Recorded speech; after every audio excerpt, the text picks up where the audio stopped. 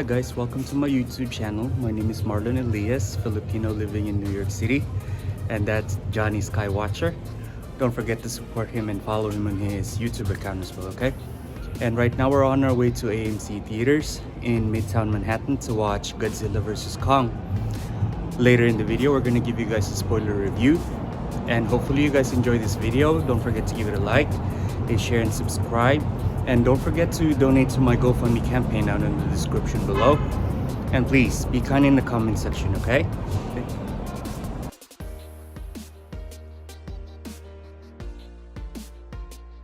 This is a Manhattan-bound and local train. The next stop is Myrtle Avenue, Broadway. Stand clear of the closing door.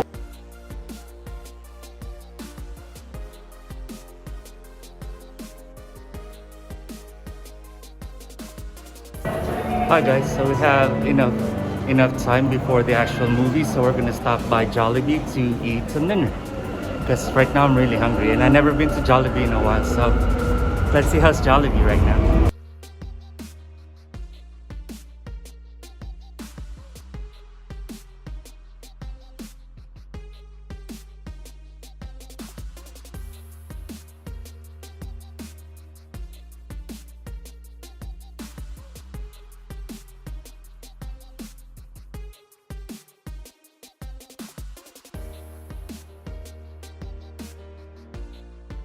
Oh, I miss this place. Alright.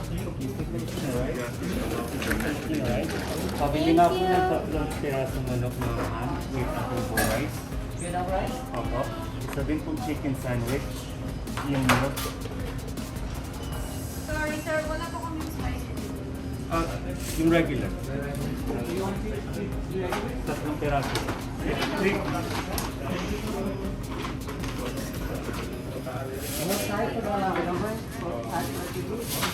I'm sorry?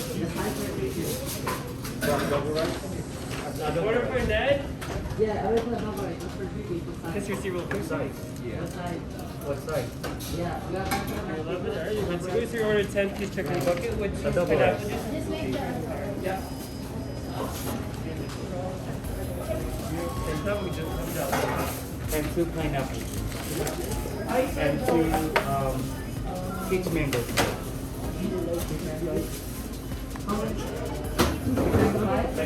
Crystal? Crystal? Those more double rice. And then pineapple crusher with deep sacrifice. So because of social distancing, we're not allowed to eat inside Jollibee, so we're taking everything to Bryant Park. And look what we got. Here, show it. Look what we got. Jollibee. Bryant Park, you guys. Here you go, guys. Got everything we got. Adobo rice, more adobo rice, pineapple juice, peach mango pie, and the spicy chicken sandwich. Open it up, the spicy chicken sandwich, so you can see it.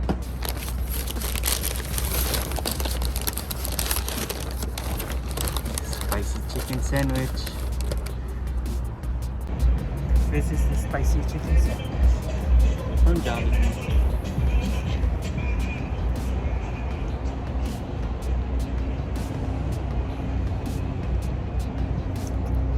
How is it? Adobo rice. Chicken.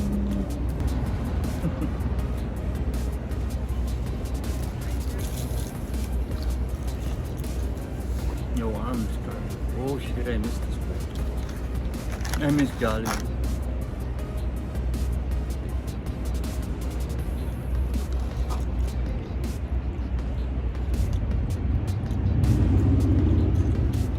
This is the adobo rice. It's unique to Jollibee Manhattan. You see? So I'm gonna try the spicy chicken sandwich from Jollibee Manhattan. Okay.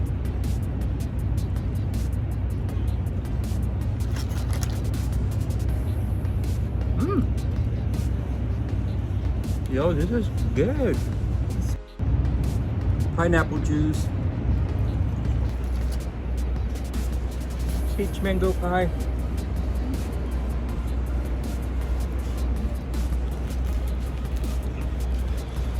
Oh.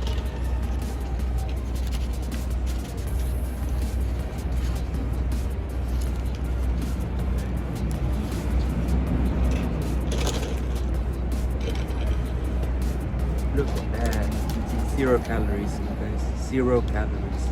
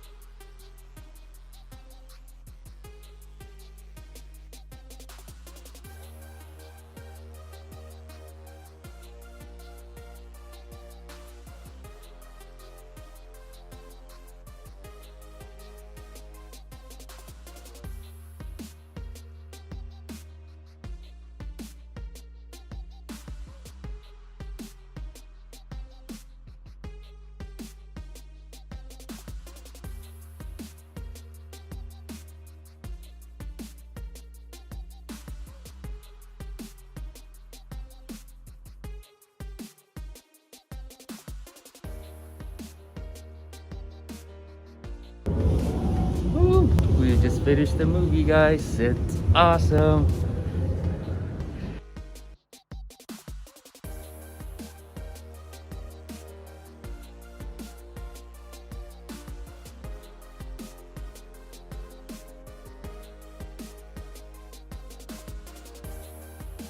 So what do you think of the movie Godzilla vs. Kong? I thought it was very enjoyable. It was more enjoyable than it was more enjoyable than Godzilla King of Monsters. I'll say that. Why do you say that? I don't know. I guess more action and yeah. Well, I enjoy it. Like, it's better than Batman vs. Superman. Honestly, like, the amount of action is like good enough. Yeah, especially in the final fight. I was reminded of Batman v Superman a lot. You know, the amount of jokes about that I've seen. You know, the Save Mothra joke. It pretty much happened. Even though they didn't say words, it almost pretty much happened. Yeah. Well, just to let you guys know, this is a spoiler review, okay? Just to remind you again, so don't hate me in the comment section, okay? Well, they finally confirmed it, like, in the movie, because they have this thing called the Hollow Earth theory, and they finally confirmed it in this movie. Basically, they transfer Kong to Hollow Earth, and I can see, like, in the future movies, like, they're gonna have like basically a big monster war in the Hollow Earth with all the monsters and kaiju.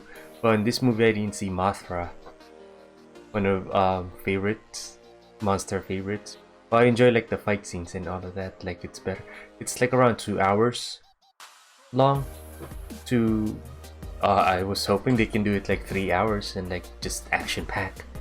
But overall, like, it's, if you're gonna compare it to like Batman versus Superman, like, I prefer this one. This is worth it. I mean, it's a popcorn flick, as they say. It's gratuitous action sort of movie. I think most people go to see this. You already know what you're getting, and that's what it delivers. And this is the thing. Like, I remember, like, back in the day, like, I was wondering who's gonna be like the next villain for like Godzilla versus Kong. Like, come on, they're not really gonna fight, because basically they team up and fight like this monster. And spoiler alert, it's Mecha Godzilla, and it's awesome. Mecha Godzilla really looked like how can I say? Imagine like Transformers and Pacific Rim having a baby in the form of Godzilla. Like the way it moves and all of that, it's awesome. And he beat up Godzilla, and it's amazing. Like Kong helped him out, something like that. And then we discover that Kong, well, all the kaiju comes from Hollow Earth. And that's one thing that I couldn't stop thinking about Batman v Superman in that final battle, and how much better they did the switch between them fighting and then them sort of teaming up. Because if you don't remember Batman v Superman, so there's the whole Martha moment that happens that basically ends their fight, and which is really the only time they fight in the movie. I mean, that's one thing that Godzilla vs. Kong actually does way better than Batman v Superman, is the fact that they fight more than once. In the story they use, if you guys watch Godzilla King of Monsters, remember like at the end of the movie, like they get one of Ghidorah's head and they use it as a weapon to create Mechagodzilla. Well, they use it as some kind of, not gonna say not, they extract something from it to basically add to Mechagodzilla, and then they extract something from Hollow Earth to power Mechagodzilla. And it's a little, how can I say, they say it's PG-13, but like it's very graphic when they kill the skull. Well, Mechagodzilla killed the skull crawler. They cut him in half. Well, he cut him in half. And it's, how can I say, I don't, for some people, well, they say it's PG-13, but I think it's a little rated R. It's a little dark on that part. And like when I was watching this, like it made me realize like it's the real monster in the movie. It's not the monsters, it's people. Well, my biggest question is like, how did Kong ended up in Monarch facility? Because I don't remember him going to like Monarch facility in the past. Yeah, I don't think they explain that at all. Other than the fact that Skull Island happened in what, the 70s? So apparently between then and present day, they set up some huge thing. There was a lot of that happening where, you know, somehow magically they've had this, you know, huge equipment and stuff to be able to carry these kaijus around. I was joking to like Jonathan earlier because there's this car that they use to enter Hollow Earth. Because when they travel to Hollow Earth, there's this scene that looks like 2000 Space Odyssey or something like that. And it's crazy, I was joking to him like, oh, that's the future of Tesla. Because it's very, how can I say, they're trying to make it like more science fiction-y, but on a modern age in a way, or close to reality, should I say. Because there are technologies in the movie, like, I don't know, it's just, how can I say, they didn't cross the line of like science fiction. They didn't go full-blown science fiction, but close. Especially like this robot, like I remember they used this robot in Hollow Earth to extract like some kind of minerals, something like that, and they downloaded the minerals to, should I say, the clouds to power Mechagodzilla. Yeah, that was kind of weird. Like, okay, so they were going after the energy. They needed the energy, right? And it turns out they just need the wavelength of the energy because nothing else works. That's kind of like, really? Really? It's not the energy itself, it's just the wavelength of the energy you need, because apparently you already have enough energy for the Mechagodzilla. Basically, But it's just there so that they have an easy way to just say, oh, and they got it they're in the Hollow Earth, they got the energy, and now people way over in Hong Kong, suddenly they have the thing they need. Rather than having to go, well, no, that they have to get the energy somehow. So what did you think of the CGI? well, there are how can I say, the CGI is good, but like there are scenes that I find like I feel like they shot it on an iPhone, if you know what I'm saying. Because some of them, I'm not gonna say pixelated, but like the filtering or like cinematography, I guess, like it looks like it was shot on an iPhone. And then the CGI, like it's especially like that part like where Kong is eating fish. I feel like they overdo like I'm not say overdue, but like he's eating fish and like a lot of things are like flowing out of his mouth. You know, because he was chewing and all of that. I feel like they what's the word for it? Filter, should I say? Not filter. Effects. They add more effects than they should, but it's pretty close. Like, it's good. It's still good in a way. I'm not someone who's going to be overly critical of CGI. It pretty much looked good to me. It was a lot of CGI. Obviously, you have two CGI creatures in King Kong and Godzilla, which are the main focus of the film. So and unlike the first Godzilla film, you do see a lot of them throughout the movie. They don't hide them. So that's a lot of CGI, and it pretty much worked. There were some interesting CGI effects, especially with Kong in Antarctica with the snow on his fur, which I thought was really well done. And then I feel like Godzilla was a lot more expressive in this film than he has been in past films. And there's one thing I gotta mention. There are, especially with these flying car things they have in the movie in the final battle, there were shots of that I swear are basically there to set up the inevitable roller coaster version of this movie. You know, where it's coming, like they go right past the monster and they get this sort of close-up view of the monster as they go especially because they do it twice. They do it once with Godzilla and then the second time with Kong. What did you think of the human characters? I mean, like any other Godzilla or King Kong film, they're mostly unimportant. What's the name of those two? Well, Alexander Skarsgård, is that his name? Right? I think so. The blonde guy. And what about Eleven's dad? I call her 11 because she's from Stranger Things. I forgot her name. I have to be honest with you. I don't remember any of the characters' names in these. Hopefully you guys don't find it a little rude, but I'm gonna apply some Filipino beauty standards in here. Like, they need thermage. They need thermage, especially I don't know if you guys are familiar with thermage. Please comment down below. But and they need makeup, apply more makeup in a way, just to smoothen things out, just to make them look younger, I guess. Yeah, the human drama was, like in most of these movies, pretty forgettable. And I think so. Calling her 11, she's in the movie. She's really the only important character that's carried over in more than one film now. She was in Godzilla King of the Monsters. Her dad is also there, but in a much smaller role. And so I think all the other characters were new. I didn't recognize, because there weren't any characters carried over from Kong Skull Island, right? Because that was in the 70s. So nobody carried over from that. Yeah. So Tom Hiddleston is not in this movie. No. Unfortunately. Well, there's this scene. What's the name of the main guy? The Hispanic guy? The villain? The Apex guy? I don't know. Basically, he sent his daughter to Hollow Earth theory. Or Hollow Earth. Yeah. And what happened to the Game of Thrones guy from the last Godzilla movie? He's just not here. Yeah. You would have thought he would have been in that role, or at least assisting that guy somewhere. Probably in the future movies, that's why. Maybe. But yeah, the reason why I mentioned, because he sent his daughter to Hollow Earth. Well, we already know she's gonna be a villain.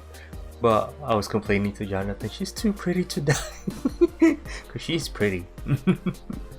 Well, who do you think is going to be their next monster? The next monster they're going to fight with? I don't know. Where do you go from here? I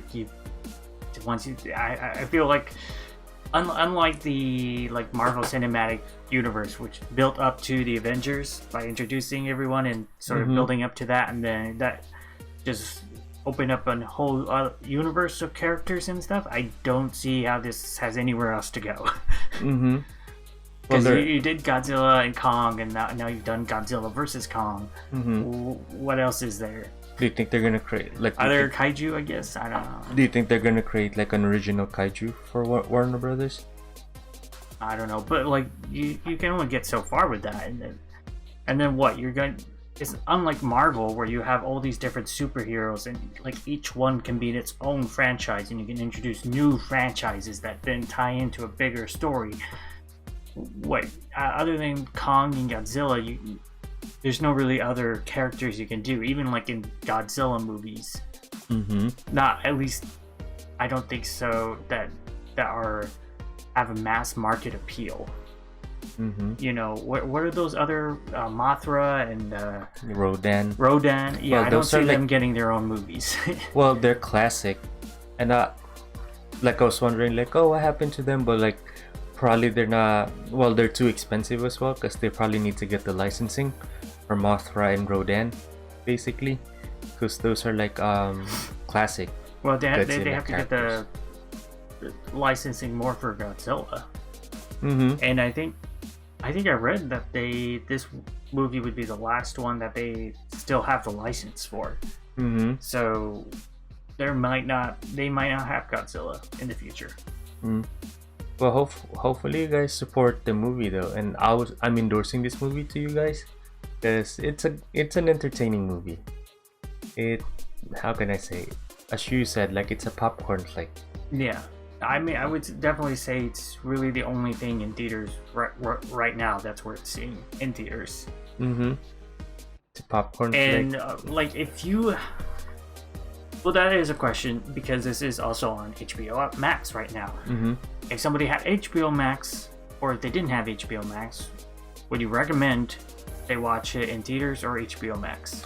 Well, I'll recommend to watch it in theaters because the big screen and like this. How can I say? The sound system is different in the movie theater. At the end of the day. Well, especially way better than like watching it on your phone. You're not gonna the kind of movie this is. If you're going to watch it, you really should do it in theaters. You're not going to get the same effect watching it on your cell phone. Mm-hmm. Because it's like all the action sequences are like, should I say, bigger than life. It's amazing. It's in your face, and like the battle, like the way they destroy. Like, I'm not gonna say destroy Hong Kong because they fight in Hong Kong. It's very action packed. Because I remember like the first Godzilla movie, the one in 2014. Like for some reason, like it's just seen on like their phones, on the news, all of that, and then the big battle is at the end of the movie. But this one, like it's pretty action packed from the beginning. From the beginning, and it's amazing. But yeah, that's one question I have though. How did he end up in Monarch facility? Who knows? Well, hopefully they put that in the next movie though. I doubt it. And why is I that? don't think that's one of the questions they care about answering. How did they get Kong into a containment facility? Why is it first? How did they build it? First they had to contain him, and then how did they build this huge containment facility on this, island in the middle of nowhere? And then there's this scene as well on Hollow Earth itself. Like it looks like, how can I say? There's this place Kong went into, and it looks like, how can I say? People, they're trying to speculate if Kong's ancestors or Kong's race built this place. Looks like an ancient civilization or something like that. Or they're trying to figure out if people built this place, basically. Because he used like an axe in this movie, and how can I say? It's able to absorb power from Hollow Earth itself. And Kong used that to fight Mechagodzilla. Yeah, that was one of the questions I had. I don't know if that's something that's explored in a deeper mythology, but it's not addressed in the movie. Is why if Kong's people came from like the Hollow Earth, they sort of have this, civilization somewhat, or like they at least had that huge cavern with a throne and everything set up, and axe. Why did they leave? Well, what happened? I thought that I was thinking that the movie might explore some of that, but no, it's not addressed at all. Story wise, but action wise, it's awesome. I pay for like the action sequence. So what do you guys think? Hopefully you guys enjoy the spoiler review for Godzilla vs. Kong. Don't forget to give this video a like, a share, and subscribe. Don't forget to follow his channel. I'm Jonathan, aka Jonny Skywatcher. You can also follow me on Twitter at jskywatcher. And don't forget to support my GoFundMe campaign. Please donate to my GoFundMe campaign down in the description below. And please be kind in the comment section, okay? Bye.